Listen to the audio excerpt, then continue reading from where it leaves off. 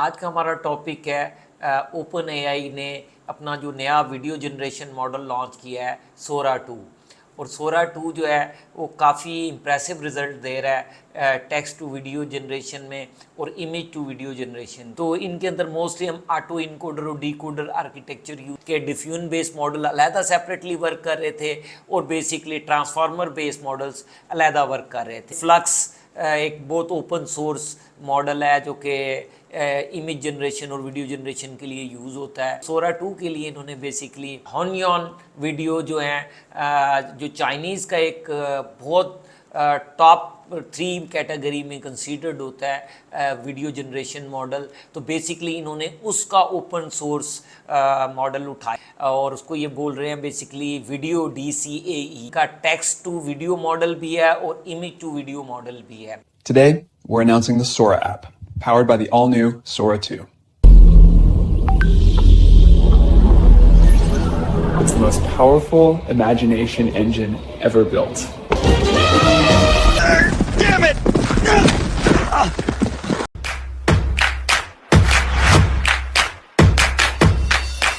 अस्सलाम वालेकुम। आज का हमारा टॉपिक है ओपन एआई ने अपना जो नया वीडियो जनरेशन मॉडल लॉन्च किया है सोरा 2। और सोरा 2 जो है वो काफ़ी इम्प्रेसिव रिजल्ट दे रहा है टेक्स्ट टू वीडियो जनरेशन में और इमेज टू वीडियो जनरेशन के अंदर। खैर सोरा 2 थोड़ा लेट तो हो गया है अपने कंपटीटर के मुकाबले में, बट अच्छी ट्राई की है ओपन एआई की तरफ से।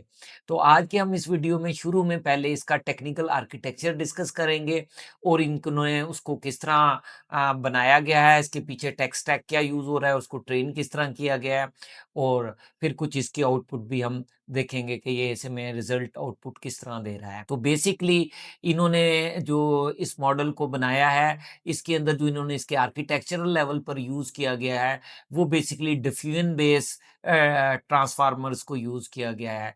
जिस तरह हम अपनी पिछली कई वीडियो में डिस्कस कर चुके हैं, ट्रांसफार्मर्स जो हैं वो अटेंशन बेस्ड मैकेनिज्म को यूज़ कर रहे होते हैं। तो इसमें बेसिकली ट्रांसफार्मर्स को भी यूज़ किया गया है और हमने एक डिस्कस किया था स्टेबल डिफ्यूजन जो कि टेक्स्ट टू इमेज मॉडल के अंदर हमने अपनी प्रीवियस वीडियोस के अंदर डिस्कस किया था। तो इन दोनों टेक्निक्स का एक मर्जर टेक्निक यूज़ की गई है और वो भी इनकी नहीं है, ये भी इन्होंने बारो की है जो कि ऑलरेडी यूज़ हो चुकी थी। पहले मैं थोड़ा-सा दोनों टेक्निक्स को अलग-अलग डिस्कस कर लूँ, फिर इसका मर्जर डिस्कस करेंगे कि किस तरह हुआ और फिर हम फर्दर आगे की तरफ मूव करते हैं। जो स्टेबल डिफ्यूजन है, हमने पहले भी बात किया था, ये डिफ्यूजन की जो टेक्निक यूज़ होती है, ये बेसिकली कॉन्सेप्ट फिज़िक्स से लिया गया है। जिस तरह फिज़िक्स में आप देखें तो हमारा काफ़ी ज़्यादा डिफ्यूजन होती है, जैसे आप परफ्यूम लगाते हैं तो वो डिफ्यूज़ होता हुआ स्प्रेड कर जाता है और वहाँ से ख़त्म हो जाता है। तो हम बेसिकली एक इमेज लेते हैं, उस इमेज के अंदर बेसिकली नॉइज़ ऐड करके उसे डिफ्यूज़ करते हैं और डिफ्यूज़ करके फिर हम उसको दोबारा रीजनरेट करते हैं उस नॉइज़ से इमेज के अंदर। तो बेसिकली ये बेसिक साइंस है जो कि डिफ्यूजन बेस्ड मॉडल के अंदर यूज़ हो रही होती है। तो इनके अंदर मोस्टली हम ऑटो इनकोडर और डिकोडर आर्किटेक्चर यूज़ होता है। तो हमारे पास जो इनपुट इमेज आती है उसको हम इनकोड करते हुए एक लेटेंट स्पेस के अंदर लेकर आते हैं और फिर उस लेटेंट स्पेस से डिकोडर जो है वो दोबारा आपकी इमेज या चीज़ें जनरेट करता है। तो अब जो आपने सपोज़ एक इमेज दी तो उसने उस इमेज को इनकोडर्स ने इनकोड करते हुए, कंप्रेस करते हुए एक लेटेंट स्पेस के अंदर ले आए हैं। लेटेंट स्पेस आसानी से समझने के लिए मैं आपको एग्ज़ाम्पल देता हूँ। ये ऐसे है जैसे एक सिटी हो और आप उस सिटी का एक 3D मॉडल कुछ साइज़ का रख लें। तो आप एक रियल 3D वर्ल्ड को जस्ट चंद फुट के 3D मॉडल के अंदर कन्वर्ट कर लें, तो ये उस सिटी की लेटेंट स्पेस है। ईज़ी वे में समझाने के लिए मैं बात कर रहा हूँ। या दूसरा देख लें कि जैसे आप किसी सिटी को देखें, लंदन सिटी को देख लें, तो फिज़िकली तो लंदन सिटी बहुत बड़ा है, बट आप उसकी अगर लेटेंट स्पेस की एग्ज़ाम्पल लें, तो वो आपका उसका मैप हो जाएगा। तो आप एक छोटे से मैप के ऊपर पूरा लंदन का सिटी को है, वो आप देख रहे हैं। तो ये बेसिकली होता है कि हमने इमेज दी, इनकोडर्स ने उस इमेज को इनकोड करते हुए उसकी एक छोटी-सी लेटेंट स्पेस बना दी।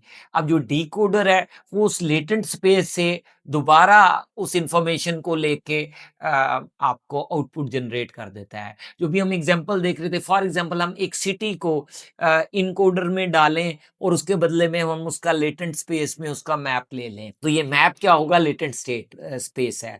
अब दोबारा डिकोडर क्या करेगा? इस मैप को लेके कोई नया सिटी, उससे 10 गुना बड़ा सिटी या जिस तरह का चाहें उस मैप के अकॉर्डिंग उसे डिकोड करके आउटपुट पे ले आता है।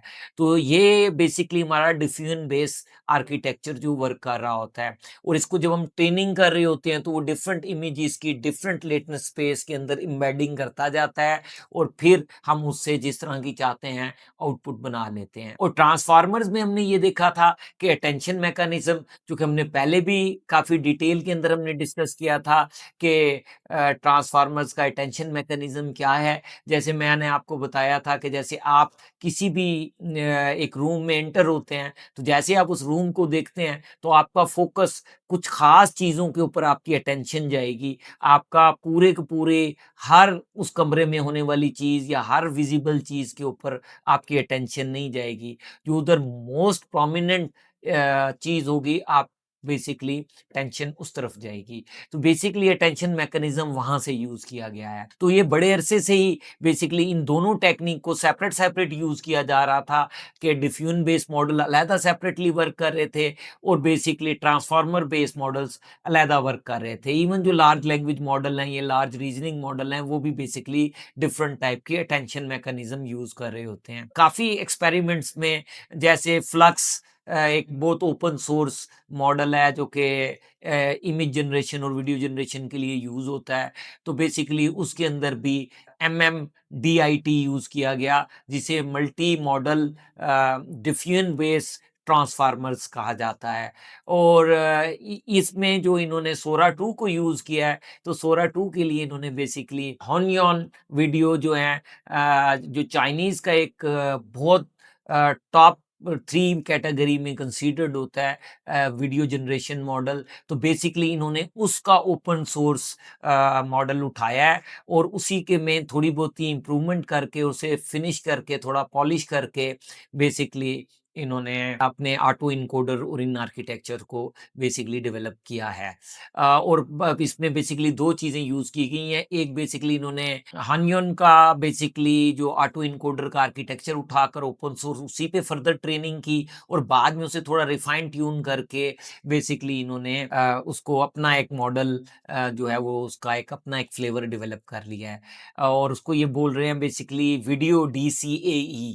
तो बेसिकली इन्होंने वीडियो DCAE जो है वो बेसिकली ओपन सोर्स को पॉलिश करके डेवलप किया गया है।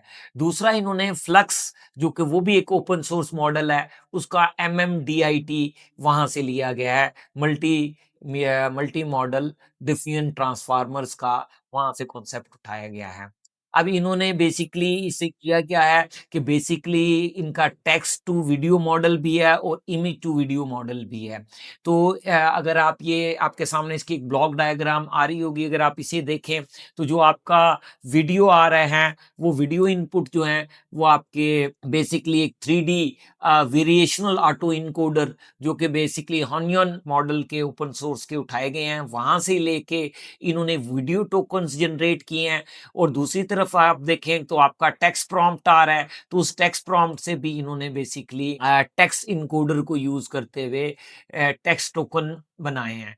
और फिर यहाँ से जो इन्फॉर्मेशन है वो इन्होंने एक 3D फुल अटेंशन ब्लॉक को इन्होंने वो इनपुट दी है और वहीं से इन्होंने एक रेज़िडुअल कनेक्शन निकाल कर उसकी आउटपुट के साथ ऐड ऑन किया गया है।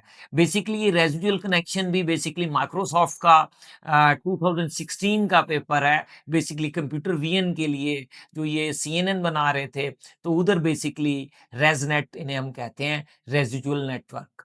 तो पॉपुलरली ये जो इसको हम स्किप कनेक्शन बोलते हैं, ये बेसिकली रेज़नेट के अंदर आया था और बेस पेपर इससे पहले भी अवेलेबल था, बट पॉपुलर जो है इस टेक्निक को इसलिए इसे रेज़नेट काफ़ी पॉपुलर है और इसे रेज़िडुअल कनेक्शन भी बोला जाता है विद रिस्पेक्ट टू रेसनेट के, जो कि रेज़िडुअल नेटवर्क माइक्रोसॉफ्ट ने 2016 के अंदर बनाया था। बेसिकली ये जो रेजनेट आर्किटेक्चर से इन्होंने बेसिकली स्किप कनेक्शन की टेक्निक ली है, और जैसे हमने कहा कि वो आपके वीडियो से आ रहा हो या इमेज और वीडियो एक ही सैंपल के तौर पे ट्रीट हो रहा है, तो वहाँ से वो 3D वेरिएशनल ऑटो इनकोडर से इनकोड होके आपके टोकन जनरेट हो रहे हैं, उधर से टेक्स्ट प्रॉम्प्ट से टोकन हो रहे हैं। अब चाहे टोकन टेक्स्ट से आए या वीडियो और इमेज से आया है, वो आगे जाकर आपका स्किप कनेक्शन से होता हुआ और 3D फुल अटेंशन से होता हुआ आगे जाकर कनकैटिनेट हो रहा है। और उससे अगले ब्लॉक से इन्होंने फिर क्या किया है कि उससे एक इन्होंने point wise basically convolution apply किया है, point wise feed forward network use किया गया है, और उसके साथ भी अगेन स्किप कनेक्शन को यूज किया गया है और उसको आगे जाकर मर्ज किया गया है। तो ये एक इसकी एक जस्ट जो इनका basically multimedia diffusion base transformers है, उसका एक ब्लॉक डायग्राम मैंने आपके साथ डिस्कस किया है। इससे आगे अगर हम देखें तो अगर इसके आर्किटेक्चरल लेवल के ऊपर अगर आप देखें तो आपकी जो इनपुट आ रही है, दूसरी मेजरली देखें तो वो इनकोडर्स में जा रही है, और इनकोडर बेसिकली उसमें से एक लेटेंट स्पेस क्रिएट करके दे रहे हैं, और फिर उस लेटेंट स्पेस से जैसे हमने डिस्कस किया था कि डीकोडर्स जो हैं वो आपकी आउटपुट जनरेट कर रहे हैं। और इसके अंदर बेसिकली इन्होंने रेजिडुअल कनेक्शंस को यूज किया है, अप सैम्पलिंग को यूज किया है, डाउन सैम्पलिंग को यूज किया है, और channel and space and time इसके ब्लॉक को भी इन्होंने आगे जाकर कनकैटिनेट किया है। तो इस तरह ये बेसिकली इनका जो मेजर टेक्निकल आर्किटेक्चर है बेसिकली सोरा 2 का, वो आर्किटेक्चर है जो हमने डिस्कस किया कि बेसिकली ये कोई न्यू आर्किटेक्चर नहीं है, बल्कि सारी की सारी जितनी टेक्निक्स यूज हो रही हैं ये अवेलेबल टेक्निक्स हैं जो पहले डिफरेंट जगह पर डिफरेंट ओपन सोर्स मॉडल्स के अंदर और डिफरेंट मॉडल्स के अंदर यूज हो चुकी हैं। यहाँ आकर इन्होंने उसको एक बहुत रिफाइन वे के अंदर इंटीग्रेट करके पॉलिश किया गया है, बट एक अच्छी एफर्ट है अवेलेबल टेक्निक्स की।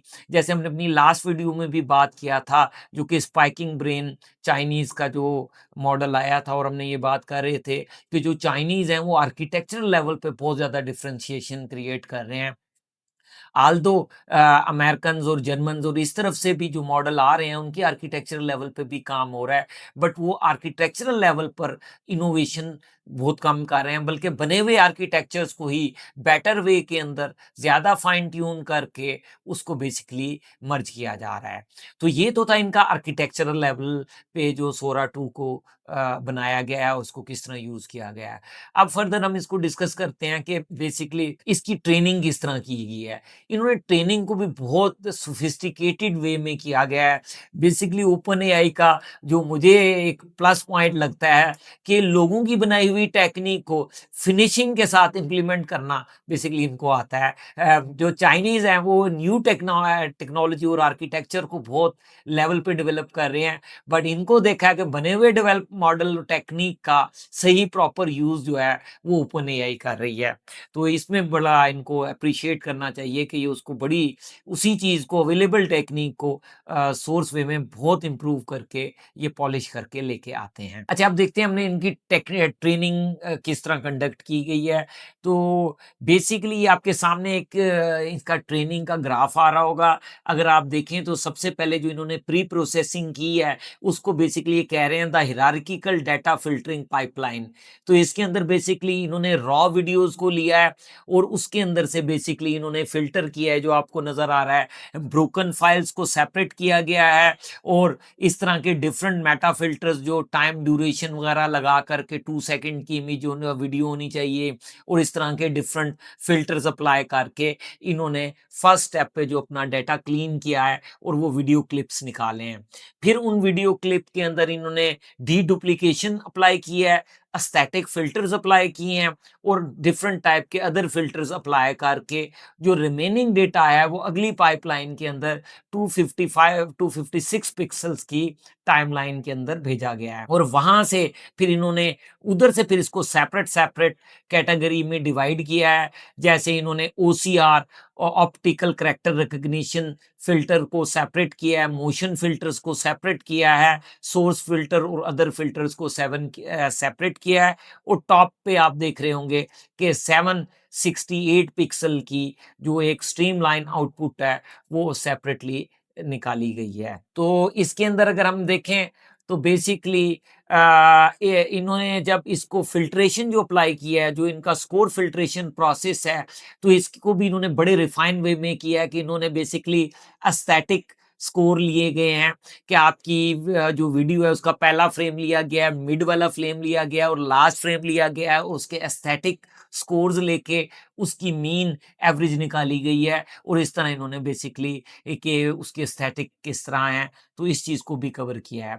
सेम लाइक इसमें मोशन स्कोर्स को यूज़ किया गया है कि इसके अंदर मोशंस जो है उसके लिए वीएमएएफ मोशन स्कोर को यूज़ किया गया है, जो कि बेसिकली एफएफएमपीईजी लाइब्रेरी के अंदर जो है ओपन सोर्स लाइब्रेरी के अंदर यूज़ किया गया है। इसके अलावा इन्होंने ब्लर डिटेक्शन यूज़ किया गया है कि किस जगह पर इनके ट्रेनिंग डेटा के अंदर ब्लर है, तो ब्लरनेस को ख़त्म किया गया है। तो उसके लिए इन्होंने बेसिकली ओपन सीवी के लेप्लिकन फ़िल्टर को यूज़ किया गया है और इसके अलावा इसमें ओसीआर को यूज़ किया गया है, पैडल ओसीआर को यूज़ किया गया है और कैमरास की जिटर डिटेक्शन को भी बहुत बेहतर वे में इसमें कवर किया गया है।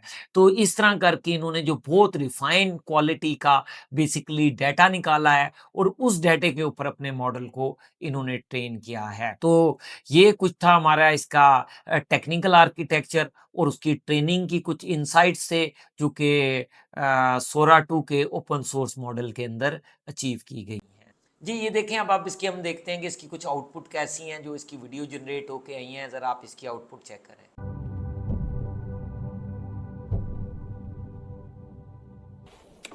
1 year ago, Sora 1 redefined what was possible with moving images. Today, we're announcing the Sora app, powered by the all-new Sora 2.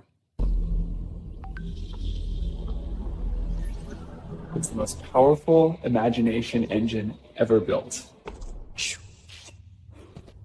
And it's packed with new features. I'll pass it to Bill for more details.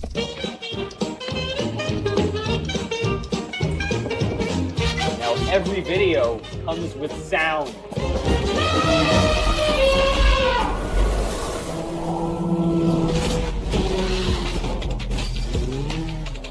Sora 2 is also the state-of-the-art for motion, physics IQ, and body mechanics, marking a giant leap forward in realism.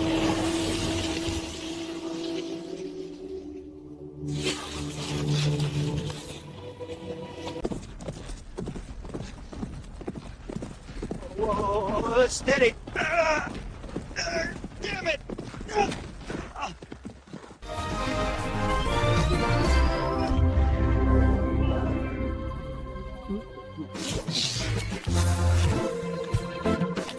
जी, तो ये था हमारा सोरा 2। काफ़ी धूम मची हुई है सोरा 2 की, तो मैंने कहा आप लोगों से शेयर कर लें। इसी तरह के जो अपकमिंग इनोवेशंस आती रहेंगी, आपके साथ उनकी टेक्निकल डिटेल शेयर करते रहेंगे। Wish you good luck. अल्लाह हाफ़िज़।